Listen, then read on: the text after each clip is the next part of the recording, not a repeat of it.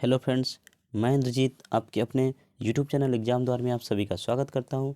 मैं हाजिर हूं फिर से एक नए सेशन में और इसमें हम बात करेंगे अधिगम के सिद्धांत के बारे में। ये लगभग 15 सवाल होंगे और 15 के 15 सवाल होंगे क्या चीज़ से? अधिगम के सिद्धांत से। तो अधिगम के सिद्धांत, अधिगम मतलब होता है सीखना। सीखने के सिद्धांत से जो सवाल पूछे गए हैं, जो सवाल सीटेट में पूछे जाते हैं, उन सभी के बारे में हम बात करेंगे। तो चलिए 15 सवाल बनाते हैं। आप एक पेन और पेपर ले लीजिए और कितने सवाल आपके सही होते हैं ये हमें कमेंट करके बताएंगे। तो आप भी बनाइए और मैं भी बनाता हूँ, ठीक है।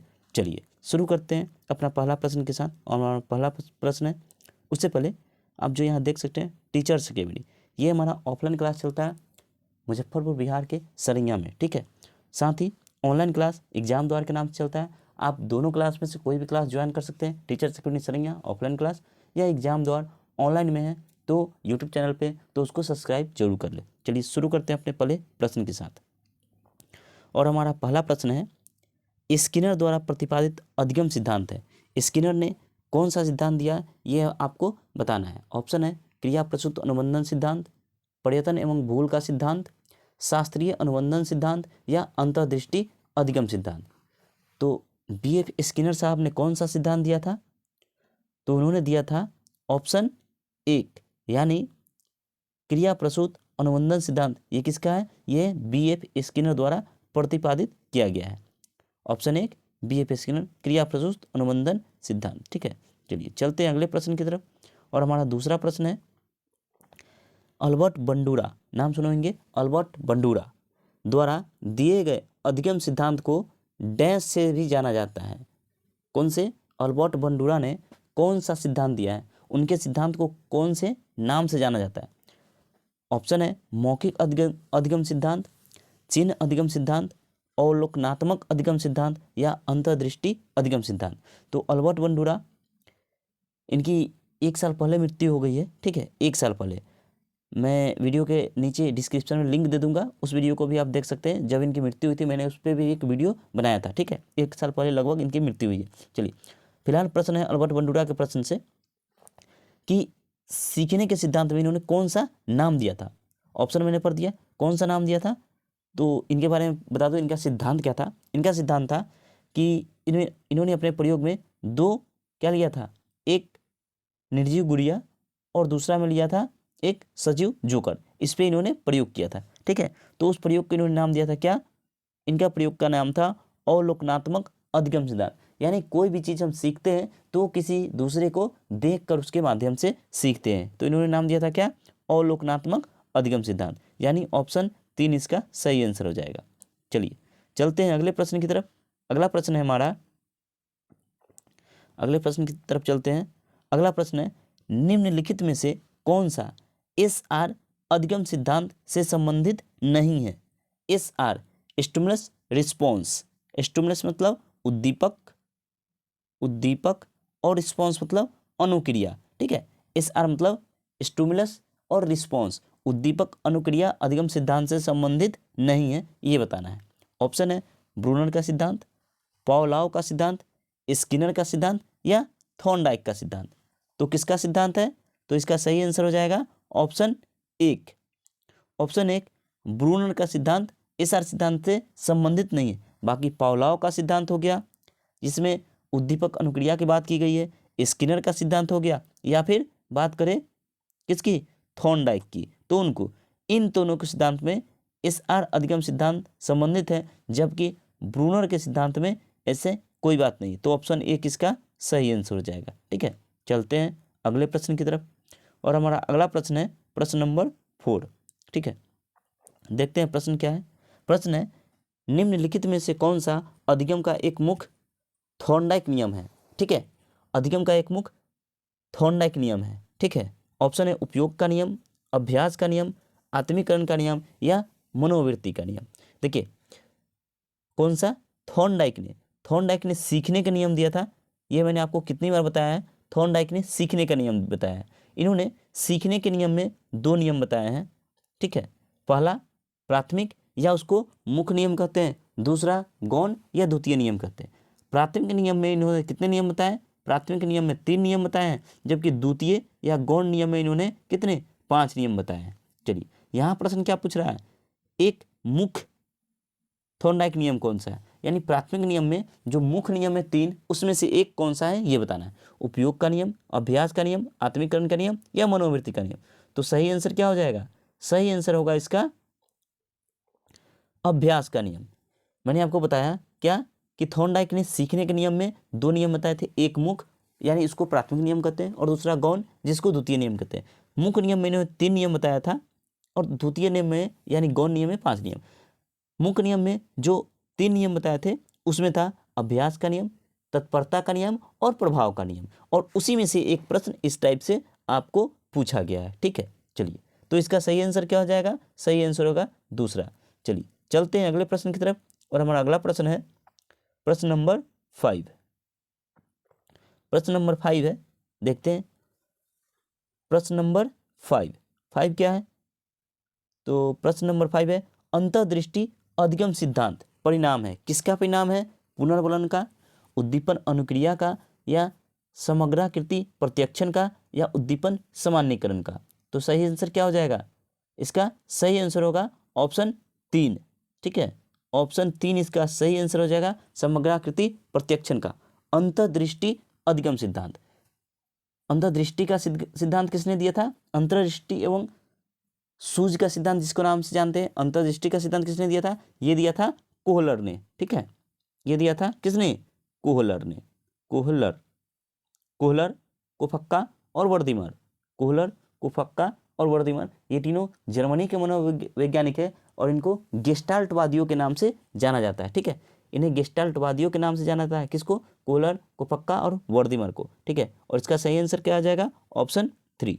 चलिए चलते हैं अगले प्रश्न की तरफ, और हमारा अगला प्रश्न है, निम्नलिखित में से कौन सा अधिगम का मुख्य नियम नहीं है। जैसा कि थॉर्नडाइक ने, चॉर्नडाइक लिखा है यहाँ लेकिन होगा थॉर्नडाइक ने अपनी पुस्तक एजुकेशनल साइकोलॉजी में दिया है। ऑप्शन है तैयारी का नियम, बहुप्रतिक्रिया का नियम, अभ्यास का नियम या प्रभाव का नियम। कौन सा मुख्य नियम नहीं है, मैंने इससे पहले बताया कि थॉर्नडाइक ने सीखने के नियम बताए हैं, सीखने के 2 नियम बताए, एक मुख्य नियम और दूसरा गौण नियम। मुख्य नियम में 3 नियम था, गौण नियम में 5 नियम था। अब यहाँ पूछ रहा है कि कौन सा मुख्य नियम नहीं है, यानी कि इसमें से 3 मुख्य नियम है और 3 मुख्य नियम है और एक जो है वो गौण नियम है, तो वही बताना है। तो ऑप्शन क्या है, तैयारी का नियम, बहुप्रतिक्रिया का नियम, अभ्यास का नियम या प्रभाव का नियम। तो इसका सही आंसर क्या हो जाएगा, मुख्य नियम में कौन सा शामिल नहीं है, तो ऑप्शन दूसरा बहुप्रतिक्रिया का शामिल, ये गौण नियम का उदाहरण है न कि मुख्य नियम का। तो इसका सही आंसर हो जाएगा ऑप्शन 2। चलिए चलते हैं अगले प्रश्न की ओर।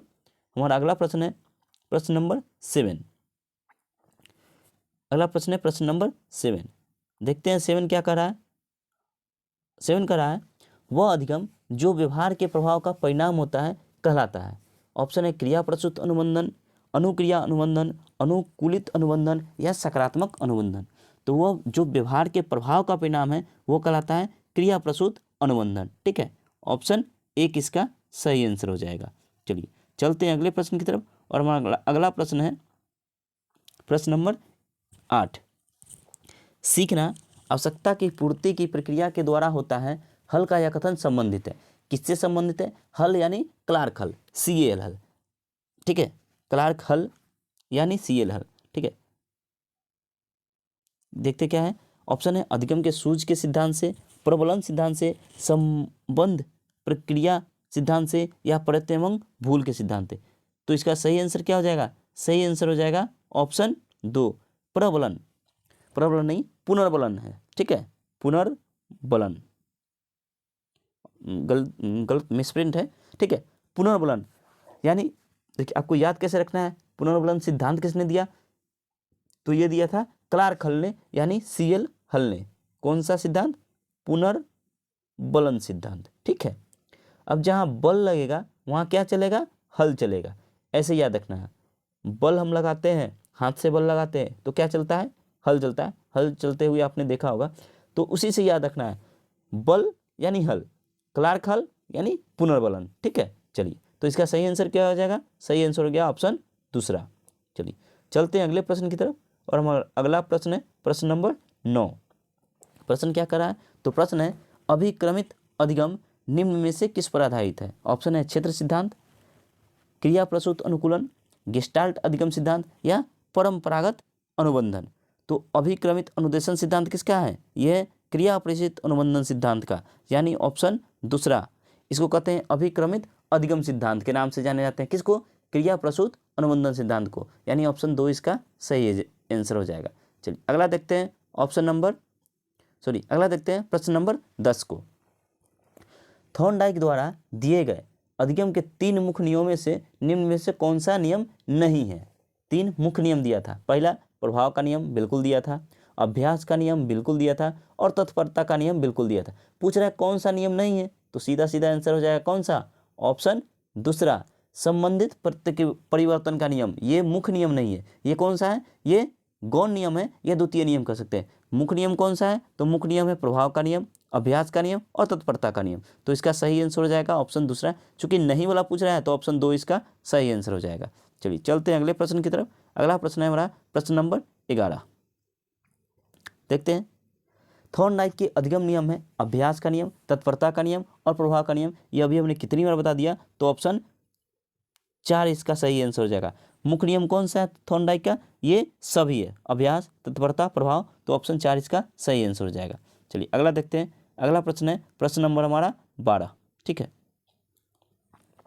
अल्बर्ट बंदूरा द्वारा प्रतिपादित अधिगम का प्रकार कहलाता है, क्या कहलाता है? अल्बर्ट बंदूरा द्वारा प्रतिपादित अधिगम का प्रकार कहलाता है, क्या कहलाता है? ऑप्शन है सक्रिय अधिगम, प्रेक्षणात्मक अधिगम, अंतर्दृष्टि अधिगम या अनुभवजन अधिगम। तो क्या कहलाता है? तो प्रेक्षण, यानी किसी को देखकर उसका अवलोकन करना, अवलोकनात्मक अधिगम कह सकते हैं या प्रेक्षणात्मक अधिगम कहते हैं। तो इसका सही आंसर क्या हो जाएगा? ऑप्शन 2 इसका सही आंसर हो जाएगा। आप जरूर मेरे साथ आप सॉल्व करें क्वेश्चन, जिससे आपको पता चले आपने कितनी तैयारी कर रखी है, और सही सही आंसर कमेंट करके बताएं आपका कितना सही आंसर होता है। ठीक है।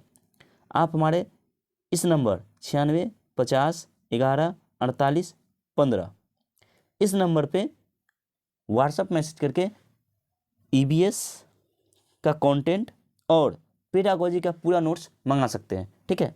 तो इस नंबर पे हमें व्हाट्सएप करें और पूरा नोट्स आप पा सकते हैं। ठीक है। बहुत ही शानदार नोट्स है।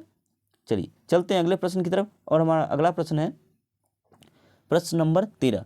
प्रयत्न एवं भूल का सिद्धांत को दर्शाने के लिए थॉर्नडाइक ने किस पर प्रयोग किया था? प्रयत्न एवं भूल का सिद्धांत। ठीक है। किसने किया था? थॉर्नडाइक ने। यहाँ से भी प्रश्न बनता है, प्रश्न एवं भूल का सिद्धांत, प्रयत्न एवं त्रुटि का सिद्धांत, कुछ भी पूछ सकता है। ठीक है। तो 2 प्रश्न, प्रयत्न एवं भूल का सिद्धांत किसने दिया? तो ये थॉर्नडाइक ने दिया था। प्रयत्न एवं भूल का सिद्धांत किसके द्वारा प्रतिपादित किया गया? तो थॉर्नडाइक द्वारा प्रतिपादित। किसी भी तरह से आपसे घुमा के क्वेश्चन पूछा जा सकता है। ठीक है। चलिए, प्रयत्न एवं भूल का सिद्धांत किस पे प्रयोग किया गया था ये हमें बताना है। ऑप्शन है बंदर पर, बिल्ली पर, चूहा पर या मनुष्य पर। तो इसका सही आंसर क्या हो जाएगा? सही आंसर हो जाएगा ऑप्शन बी, यानी ऑप्शन दूसरा, बिल्ली पर। इसमें क्या किया गया था? इसमें एक बॉक्स लिया गया था, बॉक्स के अंदर एक कुंडी लगी हुई थी और यहाँ एक बिल्ली थी। ठीक है। बिल्ली और बाहर में मृत मछली रखा गया था। ठीक है। ये बिल्ली कुछ देर रखा गया, फिर इसको समझा, ये बिल्ली रखा गया, भूखी बिल्ली थी। ठीक है।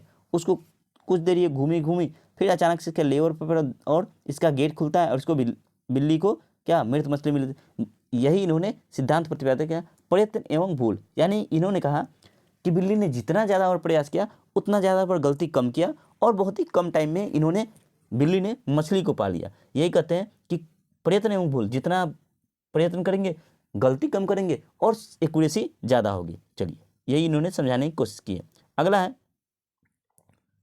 अगला हमारा प्रश्न है थॉर्नडाइक द्वारा प्रतिपादित अधिगम के मुख्य नियम है। कितने मुख्य नियम है? ऑप्शन है 2, 3, 4, 5। तो अभी हमने कितनी बार लगभग 3 से 4 5 क्वेश्चन इस टाइप के हैं, बता दिया। क्या बताया हमने कि अधिगम के कितने मुख्य नियम है? अधिगम के 3 मुख्य नियम है, यानी ऑप्शन 2 इसका सही आंसर हो जाएगा। चलिए, हमारा इस सेशन का आज का लास्ट प्रश्न है और ऐसे ही वीडियो आते रहेंगे, तो आप जरूर चैनल को सब्सक्राइब कर ले। साथ ही टीचर्स एकेडमी हमारा ऑफलाइन क्लास चलता है मोती चौक सरैया, मुजफ्फरपुर जिला, बिहार। ठीक है। मोती चौक सरैया, मुजफ्फरपुर जिला, बिहार हमारा टीचर्स एकेडमी नाम से ऑफलाइन क्लास चलता है। वहाँ भी आप ज्वाइन कर सकते हैं अगर इस एरिया के आप हैं, इस क्षेत्र के आप सदस्य निवासी है तो। चलिए, आज का हमारा अगला प्रश्न है प्रश्न नंबर 15 और इस सेशन का ये लास्ट प्रश्न है। ठीक है, देखते हैं क्या प्रश्न क्या है। प्रश्न है हमारा, आशुबेल के अनुसार किस प्रकार के अधिगम में समस्या का समाधान निहित है? ऑप्शन है रटकर सीखना, अर्थपूर्ण सीखना, खोजपूर्ण सीखना या फिर निरंतर सीखना। तो आशुबेल के अनुसार किसमें किस प्रकार के समस्या का समाधान निहित है? तो ये है खोजपूर्ण सीखना। ठीक है, ऑप्शन क्या हो जाएगा? ऑप्शन 3 इसका सही आंसर हो जाएगा। और किसी चीज़ को आप खोज के माध्यम से सीखते हैं तो क्या होगा, अधिगम में जो भी समस्या होती है वो बिल्कुल समाप्त हो जाती है। तो ऑप्शन 3 इसका सही आंसर हो जाएगा, खोजपूर्ण सीखना। अगर चैनल पर नए हैं, वीडियो आपको अच्छा लग रहा है तो चैनल को ज़रूर सब्सक्राइब कर ले, हम आपके साथ हैं और सीटेट दिसंबर जरूर पार होगा। ठीक है, तो मिलते हैं नेक्स्ट वीडियो में, तब तक के लिए जय हिंद जय भारत।